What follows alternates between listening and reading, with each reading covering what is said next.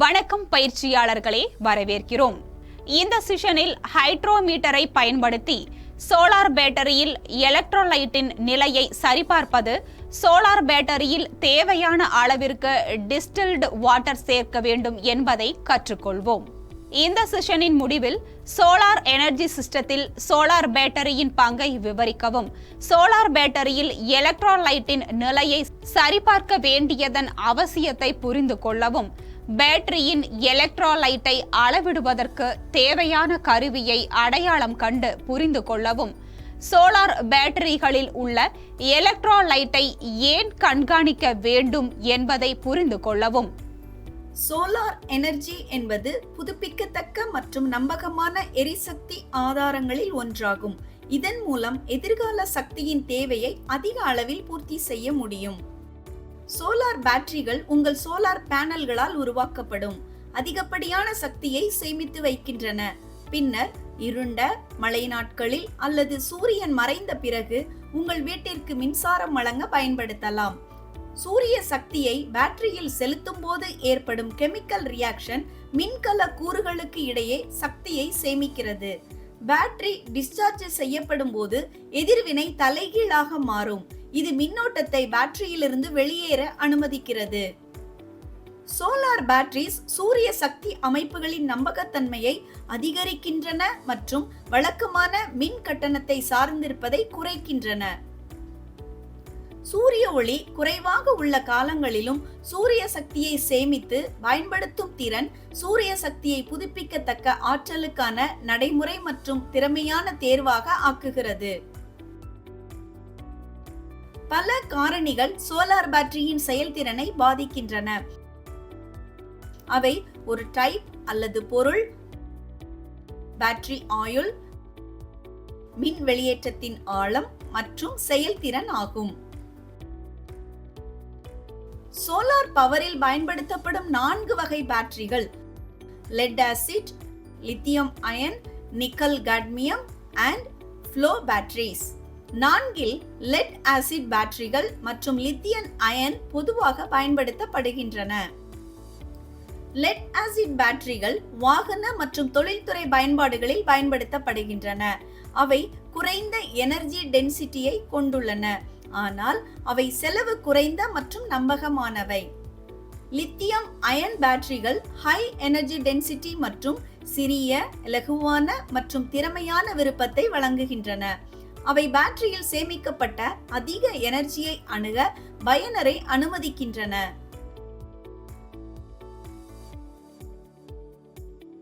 Solar பேட்டரிகளுக்கு நீண்ட battery ஆயுளுக்கு வழக்கமான மற்றும் கவனமான பராமரிப்பு தேவைப்படுகிறது.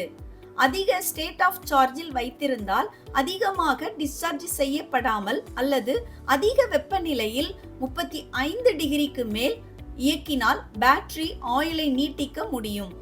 பேட்டரி ஆயுளை அதிகப்படுத்துவதற்கு பேட்டரியின் ஸ்டேட் ஆஃப் சார்ஜ் முறையாக பராமரிக்கப்பட வேண்டும். மிக குறைந்த சார்ஜ் நிலை என்பது பேட்டரியில் குறைந்த எலக்ட்ரிசிட்டி எனர்ஜி சேமிக்கப்படுவதை குறைக்கிறது.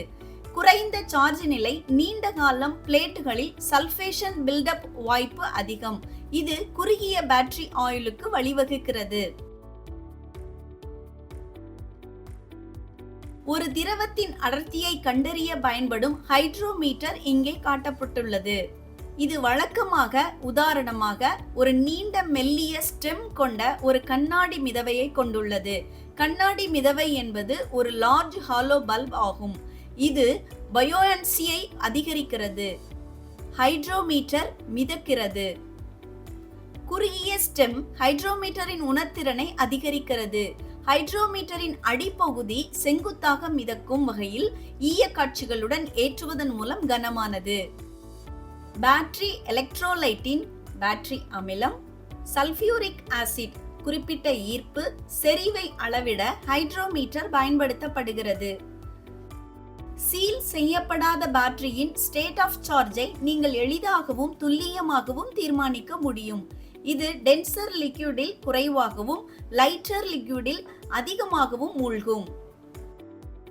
ஹைட்ரோமீட்டர் ஸ்டெம்மின் மேற்புறத்தில் குறைந்த அடர்த்தியும் கிராஜுவேட்டட் ஸ்டெம்மின் அடிப்பகுதியில் அதிகபட்ச அடர்த்தியும் குறிக்கப்படுகிறது. எலக்ட்ரோலைட் அளவை சரிபார்த்து எல்லா கலங்களிலும் உள்ள பிளேட்ஸின் மேல் அது இருப்பதை உறுதி செய்யவும். அது பிளேட்ஸ்களுக்கு கீழே இருந்தால் தண்ணீர் சேர்க்கப்படும் வரை சோதனையை மேற்கொள்ள முடியாது மற்றும் பேட்டரியில் தண்ணீர் மற்றும் மீதமுள்ள ஆசிட்டை கலக்க பேட்டரி சார்ஜ் செய்யப்படும். பிளேட்ஸ்களுக்கு காற்றுக்கு வெளிப்படாமல் இருக்கவும் உலரவும் ஆக்சிஜனேற்றவும் அனுமதிக்கப்படுவதை உறுதி செய்வது முக்கியம்.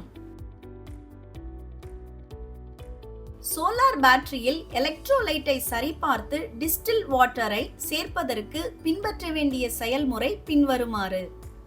பின்வரும் அனைத்து கருவிகள் மற்றும் உபகரணங்கள் உங்களிடம் இருப்பதை உறுதிப்படுத்தவும்.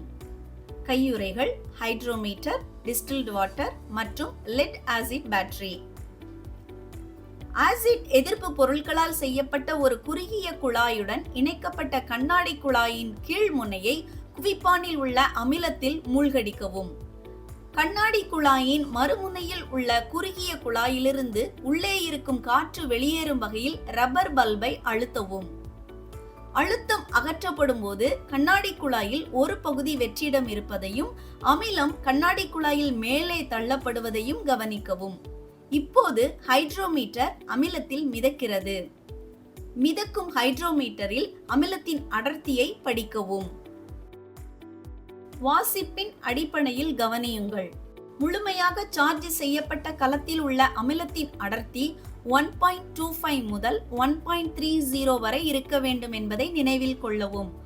1.18க்கும் குறைவான அளவு இருந்தால் ரீசார்ஜ் செய்வது அவசியம் என்பதை குறிக்கிறது. கடந்த 4 மணி நேரத்திற்குள் பேட்டரி சார்ஜ் செய்யப்பட்டிருந்தால் சர்ஃபேஸ் சார்ஜை அகற்றவும். நினைவில் கொள்ளுங்கள், கடந்த 15 நிமிடங்களில் பேட்டரி டிஸ்சார்ஜ் செய்யப்பட்டிருந்தால் அதை சோதிக்கும் முன் குறைந்தது 15 நிமிடங்கள் காத்திருக்கவும். எலக்ட்ரோலைட்டை மீண்டும் பேட்டரியின் கலத்தில் வெளியிட ரப்பர் பல்பை அழுத்தவும். அளவீட்டின் துல்லியத்தை அதிகரிக்க அதே கலத்தில் இந்த செயல்முறையை பல முறை செய்யவும். இதனால் மிதவை எலக்ட்ரோலைட்டின் அதே வெப்பநிலையை அடையும். உங்கள் பார்வையில் மிதவை நிலையான நிலையில் எலக்ட்ரோலைட்டின் மேற்பரப்பு மிதவைக்குறியை கடக்கும் இடத்தில் குறிப்பிட்ட ஈர்ப்பு விசையை படிக்கவும். எலக்ட்ரோலைட்டை அது எடுக்கப்பட்ட கலத்தில் மீண்டும் விடுங்கள். கசிவை தவிர்க்கவும்.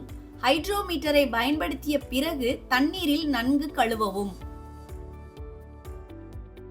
எலக்ட்ரோலைட்டில் டிஸ்டில்ட் வாட்டரை சேர்ப்பதற்கான சில செய்ய வேண்டியவை மற்றும் செய்யக்கூடாதவை இங்கே கூறப்பட்டுள்ளது. எலக்ட்ரோலைட்டில் டிஸ்டில்ட் வாட்டரை மட்டும் சேர்க்கவும். அமிலத்தை சேர்க்க வேண்டாம். அசுத்தங்களுடன் தண்ணீரை சேர்க்க வேண்டாம், ஏனெனில் இந்த அசுத்தங்கள் காலப்போக்கில் குவிந்து சிக்கல்களை ஏற்படுத்தும். தண்ணீரை நிரப்பிய பிறகு குறிப்பிட்ட ஈர்ப்பு விசையை SG எடுக்க வேண்டாம். ஹைட்ரோமீட்டரை பயன்படுத்தி சோலார் பேட்டரியில் எலக்ட்ரோலைட்டின் நிலையை சரிபார்ப்பது மற்றும் சோலார் பேட்டரியில் தேவையான அளவிற்கு டிஸ்டில்டு வாட்டரை எவ்வாறு சேர்ப்பது என்பது குறித்து இந்த செஷனின் முடிவை நாம் அறிந்துள்ளோம். இப்போது நீங்கள் சோலார் எனர்ஜி சிஸ்டத்தில் உள்ள சோலார் பேட்டரியின் பங்கை விவரிக்க முடியும். சோலார் பேட்டரியில் எலக்ட்ரோலைட்டின் நிலையை சரிபார்க்க வேண்டியதன் அவசியத்தை புரிந்து கொள்ள வேண்டும். ஒரு பேட்டரியின் எலக்ட்ரோலைட்டை அளவிடுவதற்கு தேவையான கருவியை அடையாளம் காணவும், அது ஏன் அவசியம் என்பதை புரிந்து கொள்ளவும் சோலார் பேட்டரியில் எலக்ட்ரோலைட்டுகளை கண்காணிக்கவும் முடியும்.